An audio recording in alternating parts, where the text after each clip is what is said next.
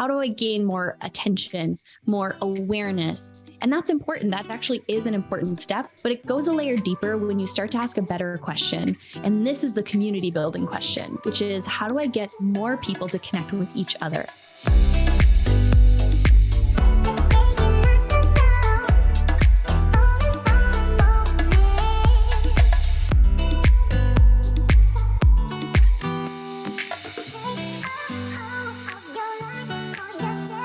She's a community builder, a best-selling author, a podcast host, as well as an investor for women-owned companies. Welcome to the show, Lindsey Schwartz.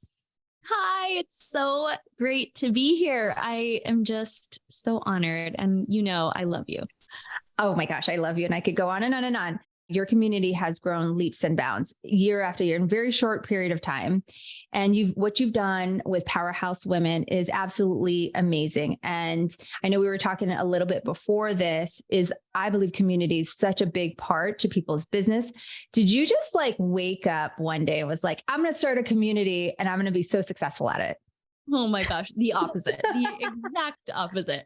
And I think community became this piece that I didn't realize I was naturally great at bringing other people together.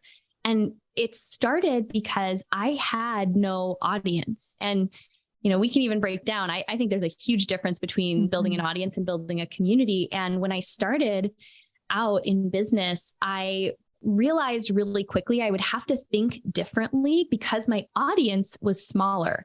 I never for a moment thought that was a bad thing or a disadvantage. I knew that if I could bring people together and create true connections, that was a more powerful ripple effect than having 10,000 social media followers. And so it just was this innate knowing that I had to think differently because I was starting with a smaller audience. And I knew the power of connection. And I just really leaned into that. I had no idea what this would turn into. It was never supposed to turn into anything beyond a little event that celebrated the launch of my book in 2017. But the community and those connections were so powerful. I knew that it was something we had to offer to more people. And here we are 5 years later. And I do feel in a lot of ways like we're just getting started because it's taken me this long to really understand the nuances of what it is that we're building and what it is that we're offering to women. So for anyone listening who's like, yeah, I have no clue what I'm doing or where I'm starting, you can build something that is beyond your wildest dreams just by continuing to follow that next action step that you see. But there was never from the beginning a vision of what this would become. I love that you brought up the audience and the difference between an audience following and the community, because I think sometimes we forget there is a difference. So what do you think makes a great community? Yeah, when I think about the difference between the two, I want to be mindful of saying that both are important. So an audience, when I think of that relationship is more me answering the question, how do I get more people to connect with me or with my brand? How do I gain more attention, more awareness? How do I get people to want to know how amazing the impact that I'm making is? And that's important. That actually is an important step. We need people to know about all the value you're offering, no matter what industry you're in. But it goes a layer deeper when you start to ask a better question. And this is the community building question, which is how do I get more people to connect with each other?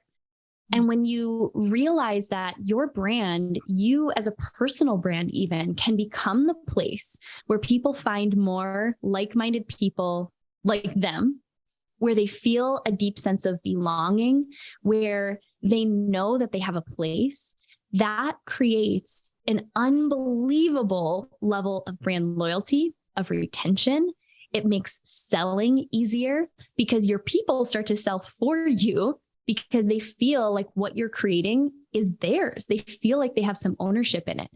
And again, that was something that I think in the beginning I just did very intuitively, but more recently have actually looked at it as a formula. How can I teach other people how to do this? Because it's so powerful, especially with kind of the business climate that we're heading into. Mm-hmm. Community is an insurance policy. I mean, it is the thing that if you don't have it, I do believe you'll be left behind. And I think people misunderstand this conversation so often and write it off as like, oh, that's just a Facebook community. I don't like Facebook. That is like not even near what I'm talking about when I say community. So what do you think has attributed to your success as far as a community? I think the biggest thing is that I really care. People can tell, people can feel if there is a true heart and intention behind a community, if there's a real purpose for its existence.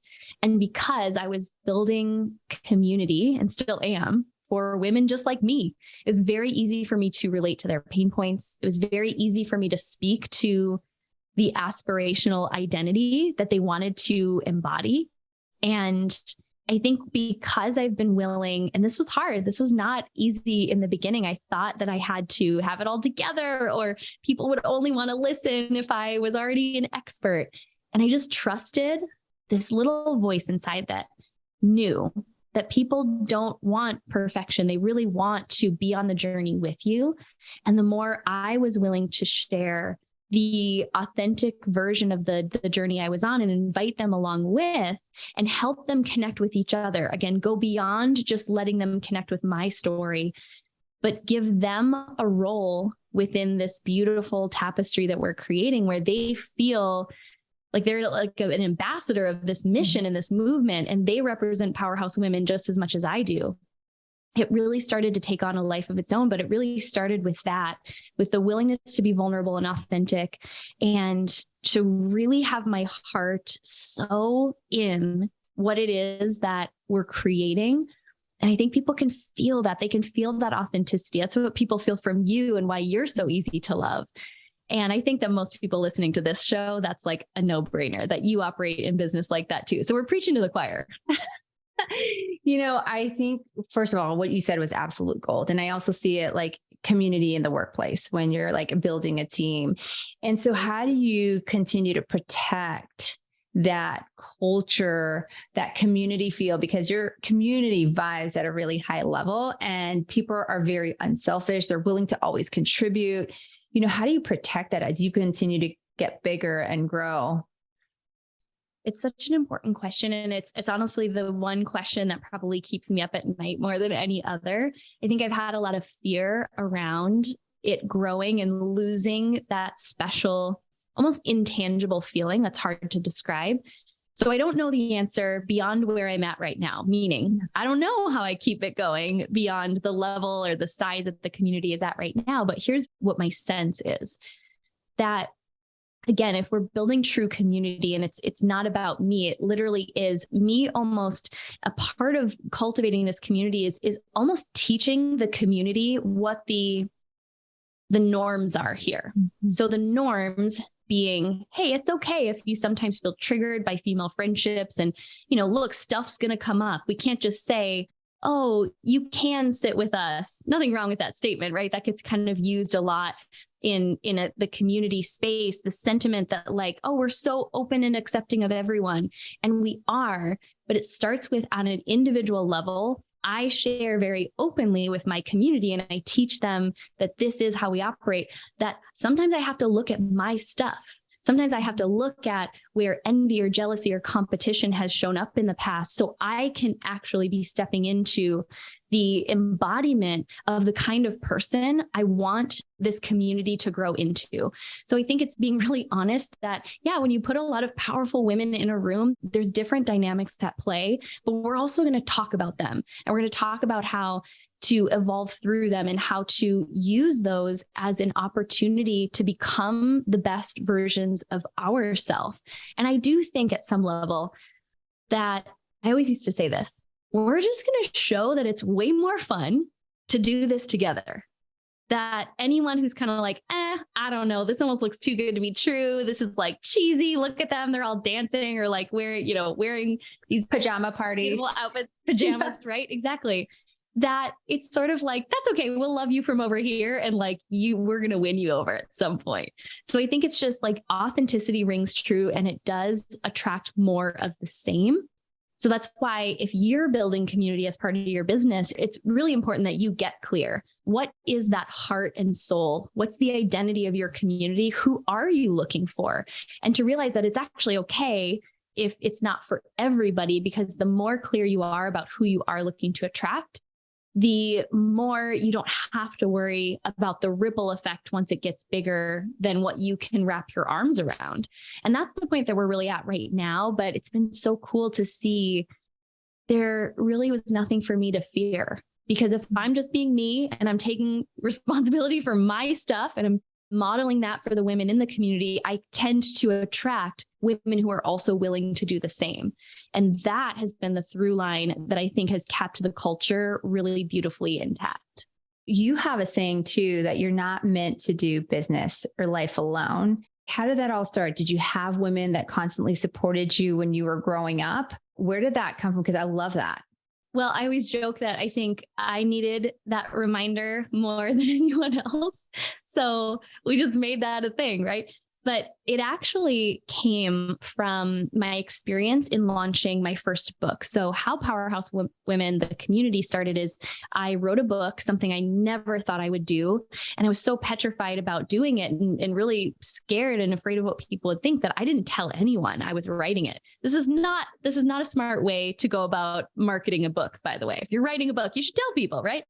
And I'll never forget the launch day. And it was maybe a couple days leading up to the launch of the book. I finally started to share with people in my world what I had done, that I had written this book.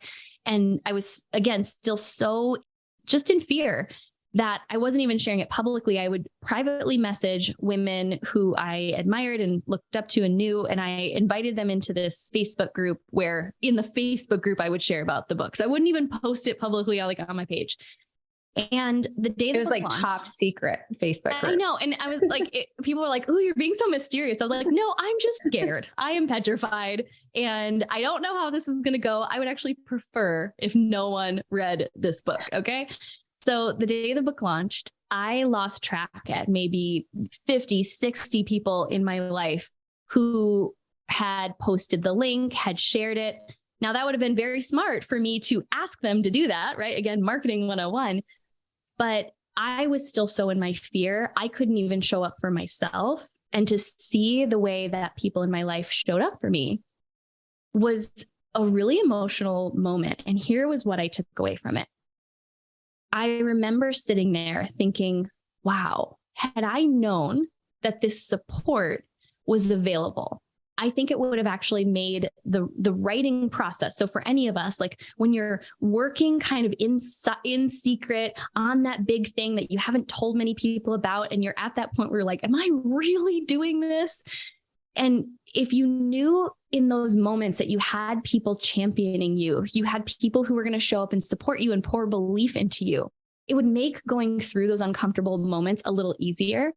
And I remember just thinking, wow, what if there was a community where women knew that this kind of support existed? I wonder how much faster people could get out of their own way and into action around their ideas. And it was really just this little seed of an idea. I didn't say, oh, I'm going to create a community and an event and this and that. It was just this little spark of inspiration that then didn't come back around until much later. And I was sharing that story on stage at the 2018 Powerhouse Women event after I said, okay, fine, we'll make this an annual thing. And I said the words, we're not meant to do this alone. It was like the most not tweeted, but Instagram posted comment from the day. And I just remember going, I guess people really resonated with that. So it wasn't even like, again, this very trendy marketing slogan or anything. It really came from the community. They really created what this whole environment was going to feel like. And then that ended up becoming kind of like our battle cry. Oh my gosh. Let me tell you, I get on social media. There's not a day or probably a week for sure that I don't see that. So whatever you have, I mean, that definitely resonates with a lot of people, especially women, right? The more that support you have, it becomes a little bit easier for you to be encouraged, for you to take that bold, messy action. So on the flip side, you've been on a lot of stages, you've been in a lot of different types of community. Where do you see people make the mistake when it comes to building a community? That's a great question. I think that community has so many different forms. Mm-hmm. And I think the biggest misconception is thinking that building an audience is a community. Because if you don't experience the benefits, like the ripple effect of community, and I'll tell you kind of how to know if true community is present, then the connection piece is probably missing. Back to what I was saying, like the connection between people within the community. So if you don't have the experience of when you go to launch something, or when you're, selling something, you're making an offer, that it's kind of selling itself because people can't help but rally behind it, then there might be a connection piece that's missing. There might be just one of these fundamentals that really all of a sudden snaps all the little puzzle pieces into place, where it becomes this living, breathing thing that's so much bigger than you. If you aren't seeing people like almost representing you and your brand as though it's theirs. And, I have this one, it's actually perfect because on my desktop on my computer right now, I have a picture from the event and I can see her. Her name is Karen. And she messaged me, it is me every other day. And she's like, so I was at the gym and I was telling my friend about Powerhouse Women and just how she has to join. And, I have these women who they feel like it's theirs. So it's so much bigger than me. If you don't have like true retention, where you see that people are finding their best friends, that because they met at your event or because they met through your platform, they're doing business together 2 years from now. Again, there's nothing wrong, but it's really looking, is true connection present in terms of between the people that you are attracting into your audience. And if you realize that you're not experiencing the true ripple effect that community can provide in terms of your business growing as a result, then the place to go back to, I think, first and foremost is, do you know what you're unifying people around? There's got to be a clear unifying factor, whether that's, hey, we all are addressing this particular challenge, or maybe it's, hey, we all have an interest in real estate investing. That's what bonds us together. But I actually think the most powerful thing you can unify people around if you're building community is to answer this question. And it's, what is the aspirational identity that my community members want to become? So for us, it's kind of built into the name, right? This powerhouse woman. And that means something different for all of us.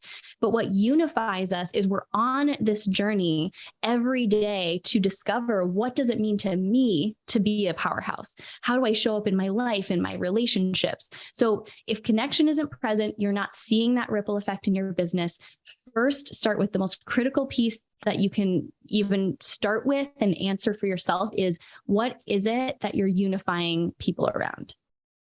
So many nuggets. I know people are going to re-listen to that. I was like writing notes. I was like, that's awesome. And so for those that are listening in and it's like, oh my gosh, I want to build a community. As you look back in your journey, what were some of the key maybe lessons that you learned when it came to building your community? Oh man. So I'll give it to you straight. This is one of those things. Always authentically. You can't unlearn this once you know it. It starts with you. So many people will ask, gosh, can I just outsource this? Can I have someone build community for me? And yes, if your team is big enough where you have someone who's fully taking responsibility for that, you can. It's just not going to be as powerful. And when it comes back to you, your community is only going to evolve at the speed that you are. And I have had to go through so much, I've had the opportunity to go through so much personal evolution. And I really authentically and vulnerably share that with the women in the community. So it creates this dynamic where I'm always going to go first, because the moment that I stop growing, the moment I stop feeling uncomfortable because I'm going after something new. Might not feel exactly the same as when I was starting my very first business, but if I lose connection to how the newest member of our community is feeling right now, I lose the ability to intuitively know what she needs. So the biggest lesson that I've learned is this journey is really about constantly evolving into the leader for the community that they deserve and the leader they want to follow and the leader that they see, this aspirational identity present in. But I don't have to be perfect in carrying that out. I just have to always be progressing, because I do think when you're building community around this, it's almost like a value, like an inherent value of growth, that we're always progressing. We're on a growth journey. And you provide a really clear path for wherever they are at in their journey, what's the next step for them. That's where you create a movement. I mean, it's something that can't be stopped. So it starts with you. It starts with me. That's the biggest lesson that I've learned. But it's also the greatest honor to get to be on this journey with everybody. It's so freaking cool that I get to do this for a living. I'll never forget when I first met Lindsey in person. I remember she said in the class or in the event that we were in, she's like, DM me. By the way, I answer all of them. And still to this day, I don't know if she has a team, but I believe she still answers all of them. And I think that's that connection piece, that you're still in it and like still understanding your community and the people that belong to it. Yeah, I'm not that cool. I don't have like robots answering my DMs. There's not that many of them.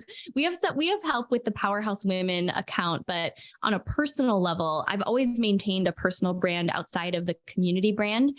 And that's something I will not ever outsource to someone else, because like you said, when you get to connect with the human whose heartbeat is woven into this community that you love, it just goes a layer deeper, and not everyone is going to relate exactly to my story, but that's my work to make sure that I'm curating and attracting other like-minded people who maybe she will relate to. And that is a really important component as well, because the moment I lose touch with what's going on with the people in the community, again, I lose the ability to really make the deep impact that I want to. That's what I absolutely love about you. And you talked about growth. You talked about like you having to grow, and growth can sometimes obviously feel uncomfortable for a lot of people. And as you continue to keep leveling up and progressing, as you say, and you are there telling, they're on the journey with you. How do you continue to step in to that next level, that next version of you, even when it's scary? It is so uncomfortable, always, but I love it. Here's what I think has really helped me, and maybe this will help someone listening too. It felt scary the first time, really scary, because you don't know what's waiting for you on the other side. And when I say the first time, for me, that was going through the journey of finishing my book. It was the first time in my adult life I had actually tried something that I didn't know if I would be good at, because I was the queen of playing at maybe like 70% of my potential, because I knew I could get away with it. I could still produce results. I could make it look really good on the outside. I could, get recognition, but I knew I wasn't growing. And when I finished that book, and I did it just to say that I did, seeing the ripple effect that happened on the other side and all of the blessings made it less scary the next time I knew I was heading into a season of growth, to just trust in your higher power, whatever that is for you, that there's something waiting for you on the other side. So I almost got to this point where now I don't wait for growth to come and find me. I don't wait, we can grow in response to suffering. We can grow in response to really dramatic or traumatic events in our life happening. You think of people who get like a diagnosis, or who get, who have a breakup and they're like, wow, I need to change. Or you can grow because you find that next level for yourself, and you almost create the same scenario that creates like a pressure that forces you to step into what's next. And for me, that always happens when I notice I'm starting to get a little restless. I'm starting to, it's not the same restlessness as I'm just not happy. I just want to achieve the next thing, get the next dopamine hit. It's like, and this is the best way I can describe it because I'm totally in one of these seasons right now. I know I've left the person who I was before, but I can also sense there's this future embodiment of just this, I can't even put words to it. There's just like a future higher self me that I can access. I can feel it, but I'm in the middle right now. And the middle is what I think we're most afraid of. It feels uncomfortable. It's like growing your bangs out. It's like, what do you do with them in the middle? You're just in this awkward phase. But in the middle, it's the most important for you to realize, yes, you've left who you were before. Meaning I've already outgrown some of the habits and things that actually made me successful, but they're just not coming with me where I'm going next. I'm just not there, whatever like my next there happens to be. And so in the middle, what I'm reminding myself of is all the times where I've gone through this uncomfortable season and I came out a better person on the other side. I'm really listening very intuitively to what I need right now. And I am in a hermit mode. I need a lot of space. I need a lot of time alone to connect with that vision. And I think in previous versions of me, the mistake I made was I wanted to hurry my way to the next destination when I'm just being refined right now. I am being molded and worked on, and things are being revealed to me that need to change for me to ultimately be who I want to become. And that can feel confronting and scary. But once you have one of those experiences under your belt, it makes the next one a lot less scary. So I think that combined with surrounding yourself with powerful friends and mentors, women like you, Raquel, have been that for me, where if you can share with a girlfriend, like, yeah, I'm in it. I'm in the middle of it. It's uncomfortable, but it's awesome. And she can remind you. For me, it's a lot of strong women and my husband as well. And, people to remind you that it's so worth it. It is every time. So the question is, does it ever go away?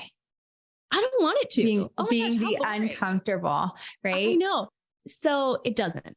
I honestly used to believe, did you ever believe this too? Like you get to this point and it's just like not challenging or confronting, or you never get scared. I really did think at some point, like that I would have it like scared, with no nerves, no butterflies, no nothing. I'd have it like, oh, I finally am never uncomfortable. And the truth is, what used to make you uncomfortable, you will get to a point where you're like, oh my gosh, like I used to be floored by that. And now I can totally handle it. So no, the discomfort actually grows if you're truly committed to your own evolution. Mm-hmm. You're going to continue to step into more and more uncomfortable things, but you grow in response to it. So you actually become the person who can handle it, and you make the relationships that are going to support you. But I think it got a lot more fun for me when I realized that the game that I'm playing in this life is personal evolution. I was saying this to my husband the other day, because these are the kind of conversations we just have on our walks. I said, I am just so obsessed with my own potential. I just want to find out, what am I capable of? And so when you look at life through that lens and then realize, for me, the game board, like if you think about like the Monopoly board, Chutes and Ladders, whatever game board you're playing on, the one I'm playing on right now just happens to be business. That's the game board that's giving me the roadmap for my evolution. But it doesn't have to be. For you, it could be your career. It could be stepping into new challenges as a mother, as a wife, as a founder. But the game at the end of the day is my own evolution. Well, speaking of uncomfortable, that was beautifully said, by the way. And speaking of uncomfortable and challenging, what do you think has been the most challenging thing about building community in your eyes? I have had some really uncomfortable patterns to rewire around the fear of criticism, being overly concerned about the opinions of other people, some very deep people-pleasing tendencies. And I think it's important to know when you're rewiring some of those patterns that they almost feel so second nature. You think it's you. You think you are a people pleaser when you just have been taught and modeled some behaviors, probably from an early age, that, like I said, I got to this point where I'm like, oh, that can't come with where I want to go next. So that's been the most challenging part personally, is I've had a lot of work to do. And still, that's my greatest area for, I just have to be really careful that, because I always like imagine that these limiting beliefs and habits and patterns we have, they never fully go away. Like for me, I just always have to be mindful that it's going to show up like in a different outfit, like in a disguise. And then I'm going to be like, no, it's you again. But trying to like present itself as something, some other fear. I'm like, no, at the end of the day, I'm just like, I have to be really careful that I'm not making decisions from a place of, is this going to make everybody happy? Because that's not actually the end goal. And that's been really uncomfortable and really challenging for me to unlearn. Yeah, I'm so glad that you said that, because as people are starting to figure out their next year and what their goals are next year, I mean, we're going through that, period of change and what's happening for the future. And it's a little uncomfortable because you're having to switch things up that have always worked for where we were at, but it's not going to work for where we're going. Right. And some of that roles have to change too within our team. So I'm so glad that you said that. So what's next for Lindsey? What are you excited about that you're working on? So much, always, right? So much up our sleeves at all times. And, to that note, what you just said, my business partner, Hannah, and I had to sit down and really say, okay, we feel like something has to give next year. Something has to go, because we're craving space. We know that there needs to be space for some of the other things that are meant to grow, to have the time and energy and attention. And, it's a cool place to be in business where you realize like, you're literally just cutting from things that are all good. You're just cutting something good so that you can make space for great. So we're doing a lot of that. Our motto for 2023 is do less and do it better. So this is my accountability. I'm saying it here. And, we are doing something I was sharing with you that I'm really excited about, because community has been the foundation of our business. It's the number one thing I get asked to teach and train on. For the first time, I'm sitting down and really writing out and the formula. What is it that I can tangibly teach to other people, no matter what business they have, no matter what they're monetizing, to teach them the framework that we've used to cultivate this incredible community. And especially next year, knowing that business is changing. So I'm really excited about that. We're going to do that in Q1 of 2023. And then we're going to stick to our motto of do less and do it better. And we're really going to up-level in every area of the business, our events, our membership, and we're really going to give it the time and attention it needs to evolve in the same way that I am personally.